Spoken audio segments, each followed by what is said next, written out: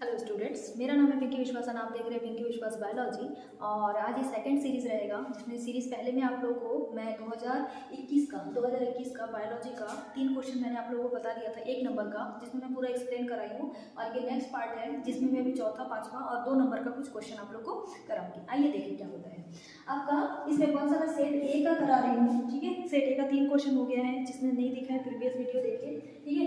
कौन सा चौथा क्वेश्चन क्या बोल रहा है, कौन सा पारिस्थितिक तंत्र सर्वाधिक स्थायी होता है, ठीक है। आपका पारिस्थितिक तंत्र क्या होता है, एक आपका तालाब का पारिस्थितिक तंत्र होता है, घास का पारिस्थितिक तंत्र होता है, पेड़ का एक पारिस्थितिक तंत्र होता है और एक तालाब का पारिस्थितिक तंत्र होता है। ये 4 पारिस्थितिक तंत्र टोटल आपकी होती है, ठीक है। जिसमें से आपका सबसे ज्यादा अगर स्थायी, जब भी हम लोग स्थायी बात करते हैं स्थायी पारिस्थितिक तंत्र का, तब हमारा जो यहाँ पे जो उत्तर हो जाता है वो होता है हमारा सामुद्रिक, ठीक है। हिंदी में बोलेंगे तो सामुद्रिक या फिर ओशन, ठीक है। ओशन जो समुद्र या फिर महासागरीय, और क्या बोल सकते हैं, महासागरीय, महासागरीय पारिस्थितिक तंत्र, ठीक है। महासागरीय पारिस्थितिक तंत्र क्या होता है, सबसे ज्यादा स्थायी होता है। देखिए आपका इसके पीछे क्या है, बहुत सारा रीजन है। आप अगर हम लोग मीठा पानी की बात करते हैं, आपके तालाब के पारिस्थितिक तंत्र में शुद्ध पानी या फिर मीठा पानी के जो पारिस्थितिक तंत्र है उसके अंदर आपका क्या हो जाएगा, झील आ जाता है, नदी आ जाता है, ठीक है, तालाब आ जाती है। तो इन सारा का सारा जो इकोसिस्टम है इसमें क्या होता है, जो प्रोडक्ट है, मतलब जो उत्पादक से लेके उपभोक्ता तक, ठीक है, आपकी कंज्यूमर से लेके आपका जितने भी उत्पादक है वो सारा का सारा क्या होता है, कंटिन्यू चेंज हो जाता है। कभी कोई ज़्यादा, कभी कोई कम, कोई किसी को ज़्यादा खा लिया है, मतलब उसमें कुछ ना कुछ प्रॉब्लम होते रहते हैं, मतलब स्थायी नहीं होता है। हर बार क्या होता है, कुछ ना कुछ चेंजेस होते रहते हैं, स्टेबल नहीं है, ठीक है। लेकिन महासागरीय, अगर मैं समुद्र की पारिस्थितिक तंत्र की बात करूँ, इसमें क्या होता है, जो इकोसिस्टम है हमारा स्टेबल बना रहता है। मतलब उसमें से कुछ ज़्यादा मछलियाँ भी निकल जाए तो भी वो क्या रहता है, ज़्यादा फर्क नहीं पड़ता है। तो इसमें कुछ कुछ रीजन आप लोग को जो कारण है, कारण आप लोग का पहला जो कारण है वो सैलिनिटी का है। सैलिनिटी, सैलिनिटी मतलब होता है लवणता, लवणता, जो पानी का नमकीन होना। इसके कारण भी क्या है, आपका क्या हो जाता है, जो हमारा इकोसिस्टम है वो स्थायी बना रहता है, ठीक है। आपका उसके बाद क्या है, जो ऊर्जा है, ऊर्जा वहाँ का स्थिर होता है। और क्या होता है, जो तापमान है, तापमान भी हमेशा क्या बना रहता है, एक जैसा बना रहता है। तो ये 3 में मुख्य जो कारण है, जिसके कारण जो सामुद्रिक जो पारिस्थितिक तंत्र है हमेशा क्या बना रहता है, स्थायी बना रहता है, ठीक है। उसके बाद देखिए आगे आपका नेक्स्ट क्वेश्चन क्या बता रहा है, CFCS। आपके क्वेश्चन में CFCS दे दिया है, जिसमें आप लोगों को थोड़ा घुमाने के लिए दे दिया है। इसका वही मीनिंग है जो आप लोग पढ़ते आ रहे हो, जो सोच रहे हो, कौन है, क्लोरोफ्लोरोकार्बन,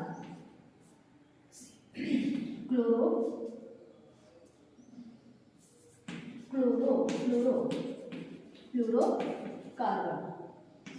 ठीक है, क्लोरोफ्लोरोकार्बन, क्लोरोफ्लोरोकार्बन। देखिए अब ये जो क्लोरोफ्लोरोकार्बन है, ये जो क्लोरोफ्लोरोकार्बन होती है, ये भी किसके, कहाँ से, इसका जो उत्पादन है, इसका जो उत्पादन है वो कहाँ से सबसे ज्यादा होती है, आपकी जितनी भी एसी है, आप देखते हो हर घर में, हर ऑफिस में जो एसी लगाते हैं, एसी, रेफ्रिजरेटर, ठीक है, रेफ्रिजरेटर यानी घर में जो फ्रिज लगा है, फ्रिज से और एसी से सबसे ज्यादा क्या निकलता है, क्लोरोफ्लोरोकार्बन यानी CFC निकलता है। और CFC सबसे ज्यादा कारण है जिसके कारण आपकी ओजोन का क्षय हो रहा है, ओजोन की परत है जिसका क्षय हो रहा है, ओजोन डिप्लेशन जिसको बोला जाता है, ठीक है। ओजोन क्या काम करता है, पृथ्वी पर पड़ने वाली जो पराबैंगनी किरणें हैं, जो सूरज से निकलने वाली जो पराबैंगनी किरणें हैं, उनको क्या कर देती है, उनके लिए बैरियर है जो रोक के रखती है, जो पृथ्वी तक आने के लिए रोकती है, ठीक है। और अभी इसी जो ओजोन परत है उसी में क्या हो रहा है, आपकी छेद हो जा रही है। तो इस छेद के कारण क्या हो रहा है, जो पराबैंगनी किरणें हैं, पराबैंगनी किरणें हम पृथ्वी की सरफेस पे धीरे धीरे पहुंच जा रही है, ठीक। तो ये आपका कारण है, कौन कौन सा, एसी और रेफ्रिजरेटर, ठीक। आई होप ये आप लोगों को समझ में आ गया। तो ये आपका 1 नंबर वाला क्वेश्चन खत्म हुआ।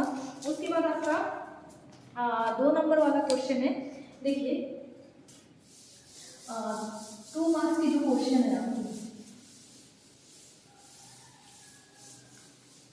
2 मार्क्स के क्वेश्चन में आप लोग को पहला जो क्वेश्चन दिया है, बहुघूर्णता क्या है, ठीक है।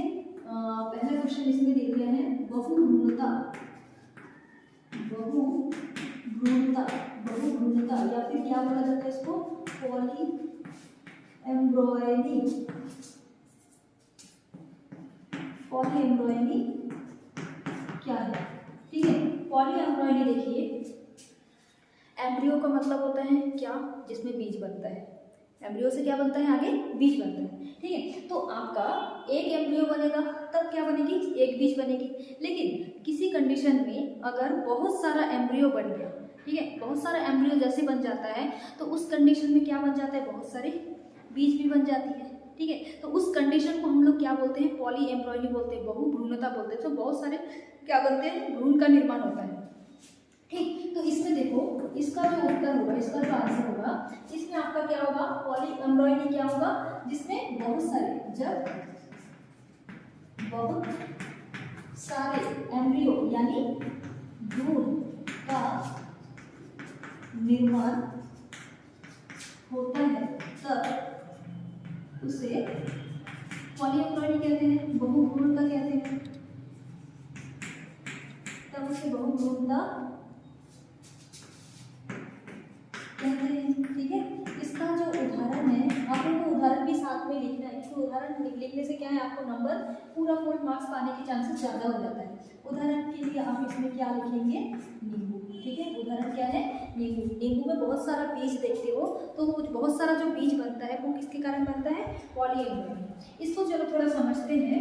देखिए, अगर एक फ्लावर हो, फ्लावर में आप लोगों को इतना पता होगा, आपकी जो फीमेल रिप्रोडक्टिव पार्ट है, इस पार्ट को हम लोग पिस्टिल बोलते हैं। ठीक है, पिस्टिल, या फिर इसका दूसरा नाम है कार्पल, पिस्टिल और कार्पल। तो ये जो पिस्टिल और कार्पल है, इसका 3 पार्ट होता है।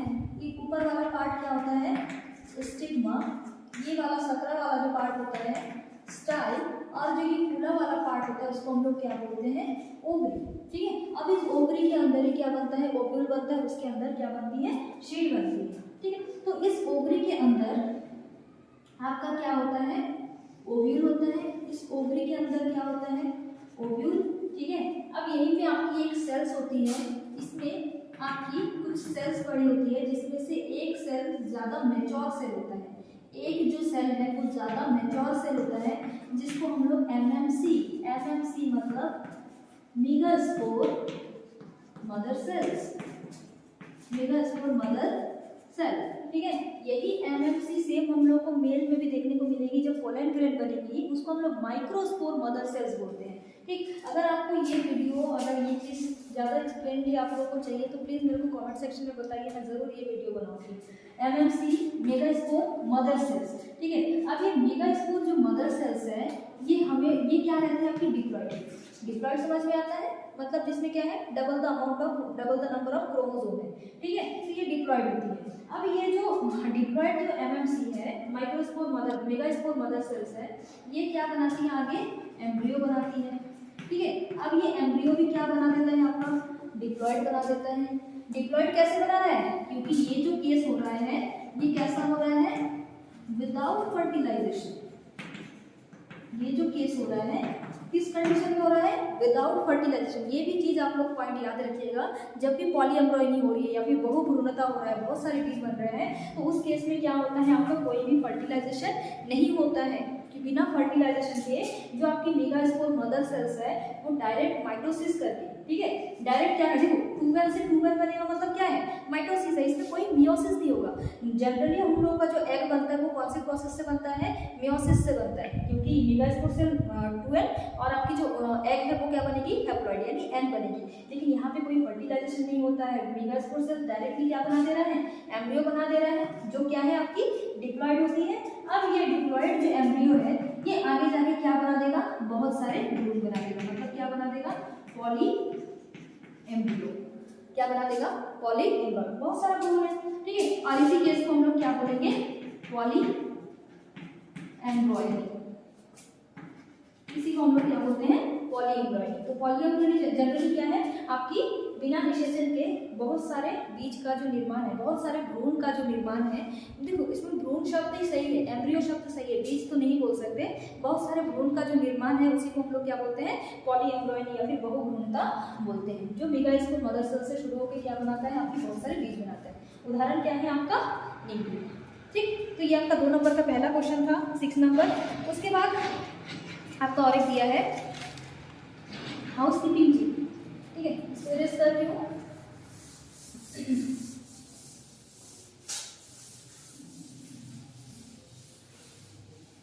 उसके बाद आपका एक दिया है हाउस कीपिंग जीन। हाउस ऐसे दिया हुआ है आपको, इंग्लिश वाला नाम क्या है, हिंदी में ऐसे दे दिया है keeping genes. Housekeeping genes क्या बोल रहा है वो स्पष्ट कीजिए,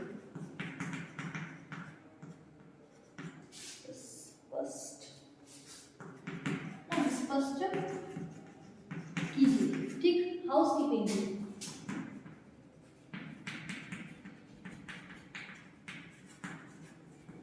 देखिए हाउस कीपिंग जीन मतलब, हाउस कीपिंग का जो जनरली अगर हम लोग मैं मतलब बताऊँ आप लोगों को, हाउस कीपिंग मतलब क्या होता है, जैसे घर में जो व्यवस्था है, घर का जो कामकाज है, डेली जो घर में रेगुलरली जो होता है उसको हम लोग हाउस कीपिंग बोल सकते हैं। ठीक है, तो ऐसे कुछ कुछ जीन्स है जो किसका काम करता है, हाउस कीपिंग का काम करता है। मतलब जिस जीन के ना होने से हमारा पूरा जो बॉडी का पूरा जो सिस्टमेटिक है वो खराब हो जाएगा। तो वैसे जीन्स को क्या बोला जा रहा है, हाउस कीपिंग जीन है जो मतलब डेली मतलब हर मिनट क्या कर रहा है, हमारी बॉडी में बहुत सारा काम कर रहा है, तो उसको हम लोग क्या बोलते हैं, हाउस कीपिंग जीन्स बोलते हैं। ठीक है, हाउस कीपिंग जीन्स में आपको क्वेश्चन में क्या बोल रहे हैं, हाउस कीपिंग जीन को स्पष्ट कीजिए। तो हाउस कीपिंग जीन में आपका देखिए क्या क्या आ जाता है,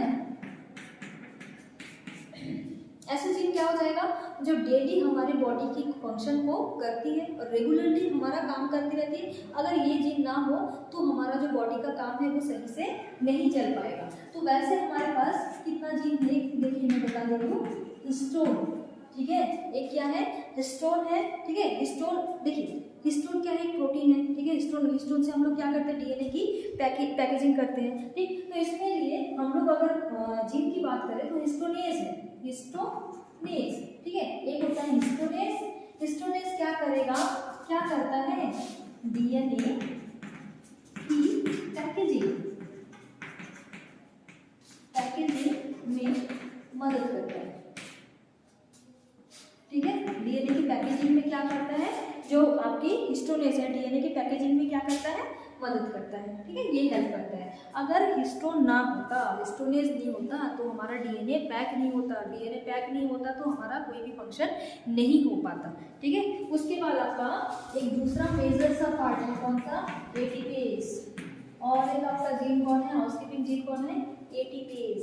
एटीपेज क्या करता है, आपकी जितने भी क्या बोलते हैं, मेटाबॉलिक। ठीक है, मेटाबॉलिक फंक्शन, सारे के सारे मेटाबॉलिक फंक्शन है, जो उपापचयी क्रिया है आपकी बॉडी में, जो खाना हम लोग खा रहे हैं, खाने का डाइजेस्ट हो रहा है, खाने का जो ब्रेकडाउन हो रहा है, उससे जो एनर्जी निकल रहा है। ठीक, आपने खाना खाया, खाना डाइजेस्ट हुआ, उसके बाद उसको तोड़ के क्या निकाला, जो एनर्जी निकाला, वो एनर्जी क्या रहता है, एटीपी निकलता है। तो एटीपी निकालने के लिए काम कौन करता है, एटीपेज काम करता है। ठीक है, तो जितने भी मेटाबॉलिक फंक्शन है, मेटाबॉलिक फंक्शन किसके कारण होता है, एटीपेज का। जैसे यहाँ पे आप, अगर मैं आप लोगों को समझाऊँ तो जैसे उदाहरण के लिए ग्लाइकोलाइसिस साइकिल में,